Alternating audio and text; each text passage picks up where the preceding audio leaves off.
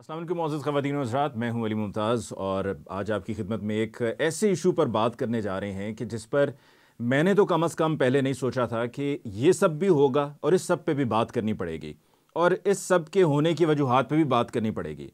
क्योंकि जिन साहब के हवाले से हम बात करने जा रहे हैं, ये इनका ताल्लुक़ जिस शोबे से है, जो इनके मामलात माजी में रहे हैं, मेरे तो कभी वहम गुमान में नहीं था कि कभी मैं ये सोचूंगा और ये बात करूंगा और इनसे इनकी राय लूंगा और इनसे कहूंगा कि जी इस मामले पे क्लैरिफिकेशन दें, बताएं कि जी आप को फंसाया गया है, आपके लिए कोई जाल बिछाया गया था या आपकी इसमें रजामंदी शामिल है। हम बात करें जी मुफ्ती अब्दुल कवी की। इनकी जो वीडियो मंजर आम पर आई है, ये वीडियो पहली मरतबा ऐसी नहीं है वीडियो जो इनकी मंजर आम पर आई है, और जिन खातून के साथ आई है वो एक टिकटॉक स्टार हैं। टिकटॉक पर हम सब जानते हैं कि किस तरीके से लोग उस पर अपनी वीडियोस बनाकर अपलोड करते हैं। तरह तरह की वीडियोस होती हैं, जितनी कंट्रोवर्शियल वीडियो होगी उतने ही लोग फॉलो करेंगे। हम ये कंट्रोवर्शियल कामों से बहुत दूर हैं। हम चाहते हैं कि लोगों को ड्रामेबाजी ना दिखाई जाए, लोगों के साथ ड्रामेबाजी ना की जाए, बल्कि लोगों को सच दिखाया जाए, हकायक लोगों के सामने रखे जाएं, सही को सही कहा जाए, गलत को गलत कहा जाए। तो ये हमसे कम से कम काम नहीं होता है कि हम मशहूरी के लिए और दुकान की मशहूरी के लिए हम ये ड्रामेबाजी करें, जो ये खातून अपने टिकटॉक वीडियोस के ज़रिए ड्रामेबाजी करती चली आई, और इसी के लिए वो मशहूर भी हैं। उनको पसंद है कंट्रोवर्सी का होना, उनको पसंद है कि लोग उनको नेगेटिवली देखें। क्योंकि अगर फॉलो लोग कर रहे हैं तो इसलिए नहीं कर रहे सिर्फ कि जी आपको बड़ा पसंद किया जा रहा है, आपसे बड़ी लोगों को मोहब्बत है, बड़ी चाहत है, बल्कि इसलिए भी फॉलो किया जाता है कई मरतबा कि आपको बड़ा नेगेटिवली लिया जाता है।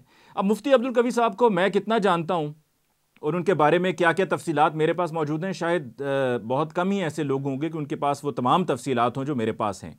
और आज मैं मजबूर हो गया हूँ कि वो तमाम चीज़ें जो मैंने अपने सीने में दफन करके रखी हुई थी इतने अरसे से मुफ्ती अब्दुल कवी साहब को लेकर, वो आज मैं आप सबको बता दूँ। मैं मजबूर हूँ, मेरे से अब अपने आप को रोका नहीं जा रहा है, क्योंकि मुझे बहुत दुख हुआ है ये सब देखकर, ये सब सुनकर।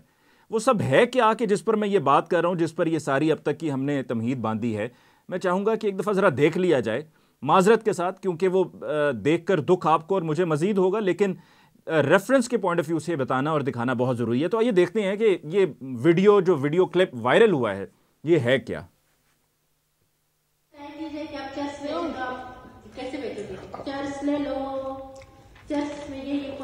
इस वक्त भी मेरे ब्रीफ केस में कम से कम चर्च के 5 सिगरेट होंगे। ओके, आपने कितनी दफा चर्च पिए? मैं सिर्फ उसका बस का धुआं। मुफ्ती साहब सिर्फ शराब पी आपने? दुआ मुफ्ती साहब मैंने सिर्फ शराब पी और सिर्फ शराब भी मैं नहीं पीता। क्यों पीऊँ वजह? आपने नहीं कभी रेड वाली पीता? नहीं, वो तो मेरी होम्योपैथिक जो दवाई है उसके अंदर अल्कोहल होता है, मैं ये कह रहा हूँ। आप क्यों बदले? अब हम तो अपनी ही है ना, हमसे क्या छुपाना। मुफ्ती साहब वो है हाँ भाई, आगे जिम्मेवारी है इस बातों की 100% नहीं होगी, नहीं होगी। अब आप सच सकते हैं कौन कौन सी शराब पीते हैं? मैं नाम नहीं पूछता, मैं आपको कह दो रहा हूँ कि जो मिल जाए मुफ्ती जो साहब, मिल जाए। हीजड़ा मिले, खुसरा मिले। अच्छा, उस बातों को तुम छोड़ो यार। जो मिले। और नशों में से कौन कौन सा नशा करते हैं?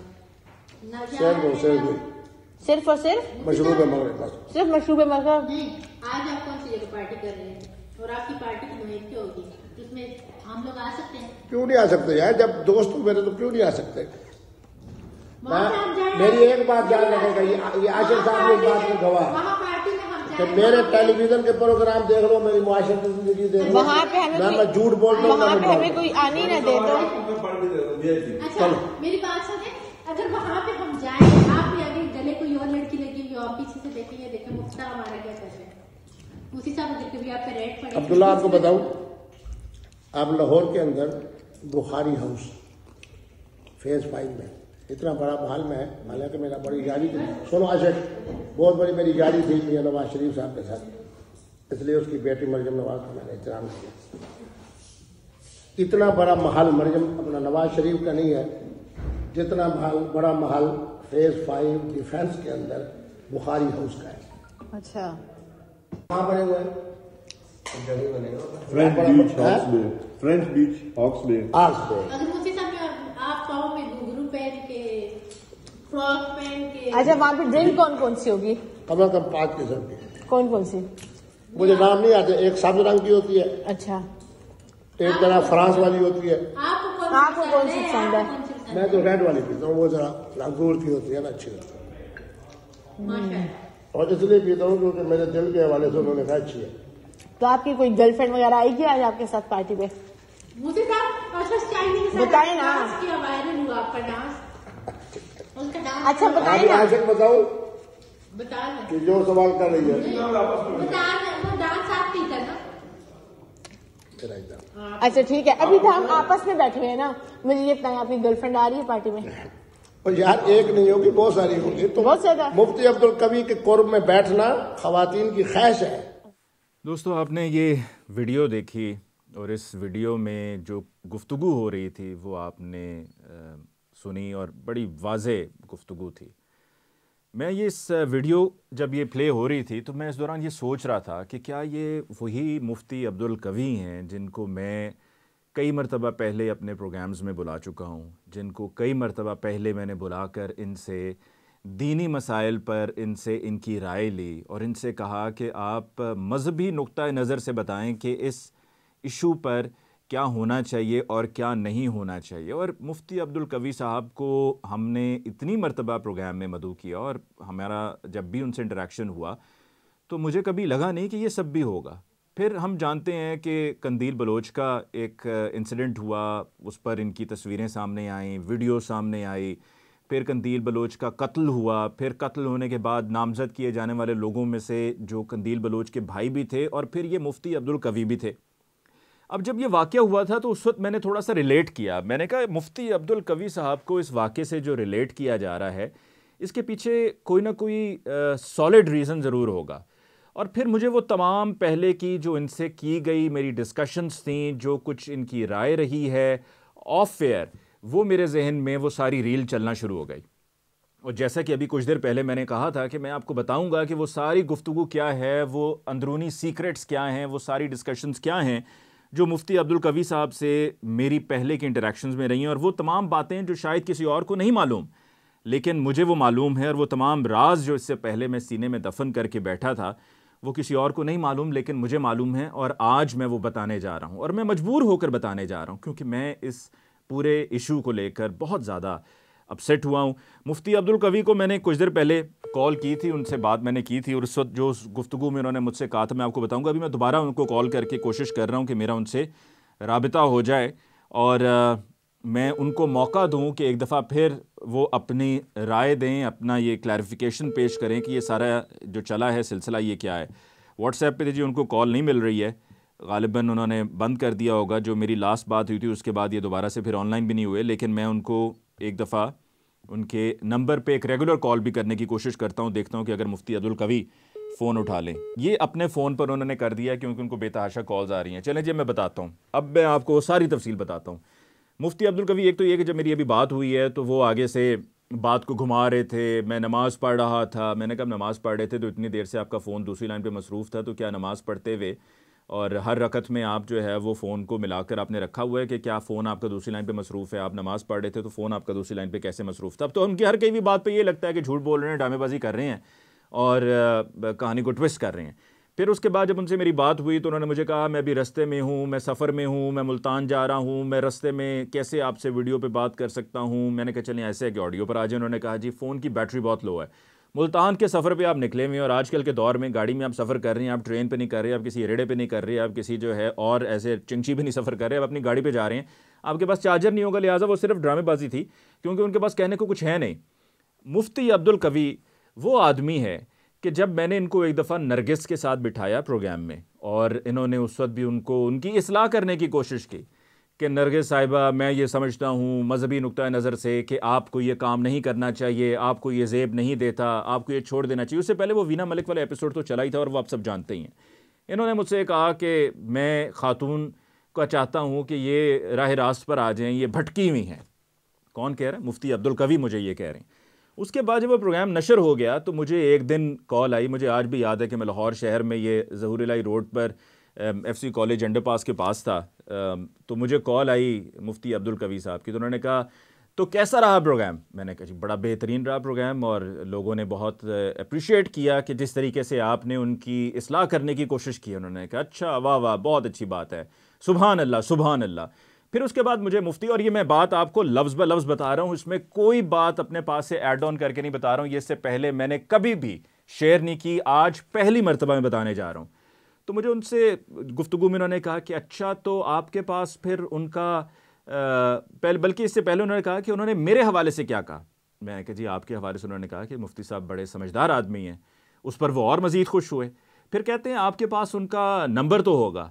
मैंने कहा जी मुफ्ती साहब मेरे पास नंबर तो है, पर दरअसल मैं अभी रास्ते में हूँ, वो नंबर मैंने किसी कॉपी पे लिख के रखा हुआ है, वो घर पे पड़ी हुई है, तो मैं फिर आपको इंशाल्लाह किसी दिन जब घर पर हूँगा मुझसे कांटेक्ट कीजिएगा, मैं आपको नंबर दे दूँगा। मैंने कहा मुफ्ती साहब छोड़ देंगे, बात को भूल जाएंगे। कुछ ही दिन गुजरे तो मुफ्ती साहब की दोबारा कॉल आ गई और मुझे कहते हैं वो आपने मोहतरमा नरगिस का नंबर नहीं दिया। मैंने कहा जी वो मोहतरमा का नंबर, आज इत्तेफाक की बात यह है कि मैंने सोचा कि आप मुझे जब फ़ोन करेंगे मैं ऑफ़िस में हूँगा, तो मैंने ऑफ़िस में छोड़ दिया नंबर, और आज मैं घर पे हूँ तो मेरे पास नंबर नहीं है। तो ये उस वक्त से इस तरह का शौक़ रखते हैं, और उस वक्त से जिस तरह ये भी वीडियो में इजहार कर रहे थे ना कि जी मुझे मशरूब मगरिब पसंद है और इस रंग का पसंद है और वो मेरे लिए बड़ा अच्छा है, और साथ साथ खाना भी इंजॉय कर रहे थे, और फिर वो एक और प्रोहिबिटेड सब्सटेंस की बात कर रहे थे कि मेरे पास बस्ते में पड़ी हुई है, और फिर वो बात कर रहे थे हॉक्स बे की बात कर रहे थे, और फिर उनसे कहा जा रहा था कि आप मुफ्ती साहब घुंघरू पहन के, फ़्रॉक पहन के क्या आप नाचेंगे। मेरा तो बल्कि मुफ्ती साहब के साथ एक दफ़ा मैंने अलमास बॉबी को भी बिठाया, वो दिन और आज का दिन। अलमास बॉबी जो ये शीमेल एसोसिएशन की सदर हैं, या थी या हैं अब भी, क्योंकि मैंने तो खैर अब दोबारा उनसे कभी रब्ता नहीं किया, क्योंकि मेरा नाम तो सुनते ही वो कह देती हैं कि जी इनके साथ अगर प्रोग्राम करना है तो नहीं करना है। तो वो मुफ्ती साहब के साथ उनको प्रोग्राम में बिठाया था, और साथ में मुल्तान में उनकी एक मुकाबले की थी शीमेल, उनको बिठाया था, तो उस पर बड़ी वो नाराज़ हुई थी। उन्होंने कहा था कि जी मैंने इसके बाद आपके साथ कभी कोई इंटरेक्टिव सेशन नहीं करना। इस सारी सिचुएशन में मेरा सिर्फ इतना सवाल है कि ये जो सारा ड्रामा रचाया गया है, क्योंकि अगर आप में से कोई ये समझ रहा है कि ये जेन्युइन है सारा कुछ, कि वो खातून आई जो कि रहीम शाह का ये कहना है कि वो मैं नहीं हूँ, मेरी सहेली है आयशा, उसने थप्पड़ मारा है, वो खातून आई और मुफ्ती साहब यूँ बिस्तर पे सर झुका कर बैठे हैं और एकदम उनको थप्पड़ पड़ता हुआ कहते हैं ओ, तो ये सब ड्रामा है, ये सब प्लांटेड है, पहले से तयशुदा था कि इस तरीके से हम करेंगे, वीडियो को वायरल करेंगे। मुफ्ती साहब का और तो कोई पूछता नहीं है, ना पाकिस्तान तहरीक इंसाफ में उनकी कोई स्टैंडिंग है।